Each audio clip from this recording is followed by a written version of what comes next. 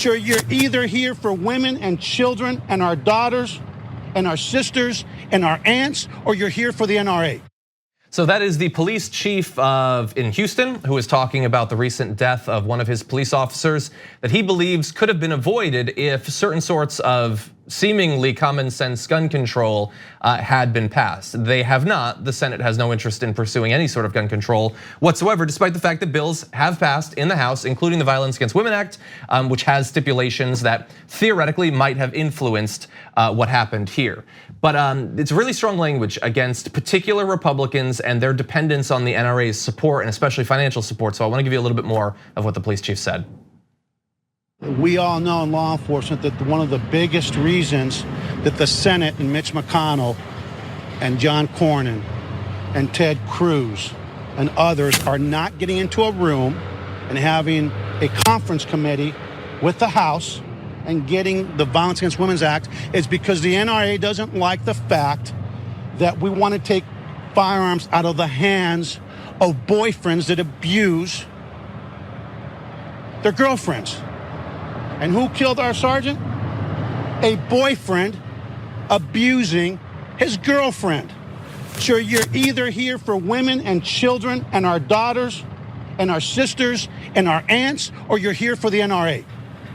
So I don't want to see their little smug faces about how much they care about law enforcement when I'm burying a sergeant, because they don't want to piss off the NRA. Make up your minds. Whose side are you on? Gun manufacturers, the gun lobby, or the children are getting gunned down in this country every single day?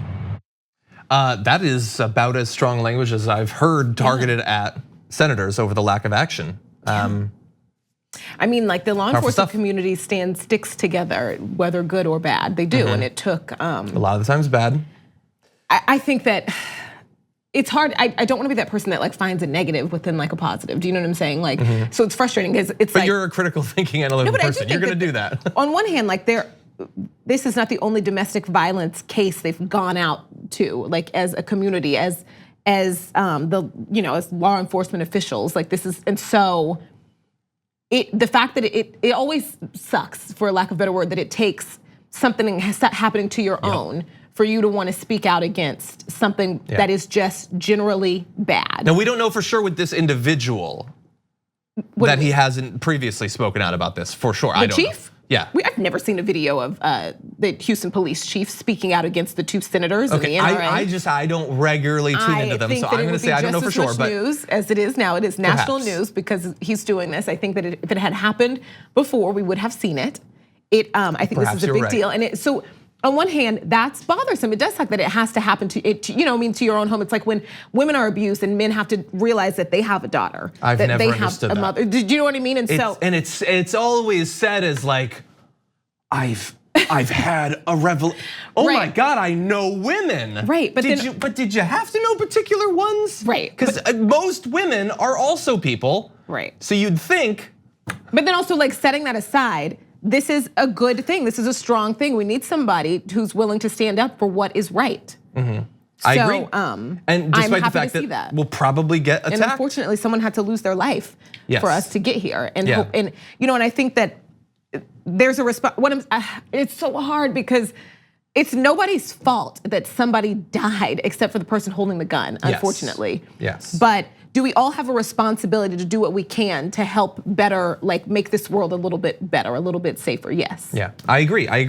And look, thankfully, over the past couple of decades, or all of American history, there's been very little action about guns, despite the fact that more and more people are dying. This is one area where, thankfully, on a state level, a number of states have instituted legislation of this sort. I believe 19 have something that's supposed to close the boyfriend gap. Right. But federally, no. And some of the politicians that the police chief there mentioned, they'll say, oh, it's not that I'm against it in principle, it's just there's issues with the bill, and so we're just not gonna do anything for literally years. And if a bunch of women get killed by guys that have previously abused them, and they wanna go get a gun, it bothers me, but I'm not gonna do anything about it effectively, because they are so worried that the NRA will talk about its slippery slope that it leads them to insane positions like fighting for people to be able to take guns into bars and airports, and people on the terrorist watch list should still be able to own firearms, and people who've been regularly abusing their spouse should still be able to have firearms.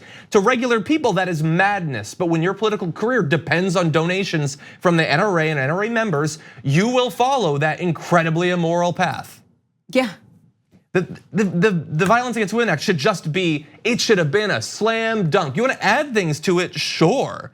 I think there should be progress in a 3-decade period. But the fact that so long as we have Republicans controlling literally any branch of government, there will be nothing done, that is madness. It is, absolutely, and it's also, I hope that in pushing these 2 senators to do something, that part of the focus can actually be on women. And because I think the police department in general, like the police community, can do a better part, our criminal justice system can do a better part of protecting women who are survivors or victims of domestic violence. And do you know what I mean? Like, because oftentimes, even outside of this issue, absolutely, yes. When something terrible happens, it's the 4th or 5th time. Yeah. And so I hope that this conversation starts something bigger. Yeah. And everyone is able to look within, and the answers and the responses that we're getting from the 2 senators are gross. Yeah, they're self-serving. Yeah. Best interpretation, self-serving.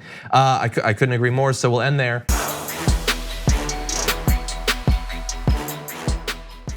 Check out the Damage Report podcast each day, wherever you get your podcasts, whether Pocket Casts or Stitcher or iTunes. You can join me as I give you the news and stories you want, with a range of co-hosts and interview guests jumping in on the fun each day. Again, that's the Damage Report, wherever you get your podcasts. And if you get them at iTunes, don't forget to rate and review. Sometimes I'll read them live on the show.